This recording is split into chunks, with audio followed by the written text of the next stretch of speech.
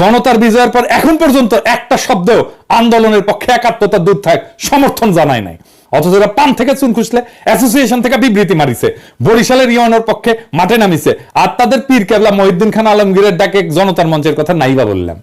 Yunus sir, আপনি এদের অপরিহার্য ভাবতেছেন কেন? এরা সবাই পাঞ্জেরি গাইড মুখস্থ করে বিসিএস পাস করিছে, আমার কাছে পরীক্ষা দিতে কন, 5 নাম্বার তো দূরে থাক, একজন পরীক্ষা তো বসবে না, গ্যারান্টি দিলাম। বিশ্বাস না হলে এদের ফাইল নোট দেখেন। সহকারী সচিব যার নোট দিছে, এরা কোনোদিন সই ছাড়া আর কোনো মতামত দিছে কিনা, মতামত দিতে পারছে কিনা, বড় জোর ফাইল ফেরত দিয়ে বলছে আলোচনা করুন, অথবা আলমারিতে লুকায় রাখছে, যেমন রাখছে পূর্বাচলে হাসিনা, রেহানা, জয়, পুতুল, ববির 60 কাঠার প্লটের ফাইল, ওই রকম। এরা কি দেশের স্বার্থ দেখছে কোনোদিন? এরা কি পদ্মা সেতু রেল সংযোগ ঠেকাইছে? এরা ট্রানজিট ঠেকাইছে? এরা বন্ধ করছে কর্ণফুলী টানেল, রূপপুর পারমাণবিক বিদ্যুৎ কেন্দ্র? এরা সবাই তো বহাল, কেউ পূর্ত, কেউ জ্বালানি, কেউ যোগাযোগ,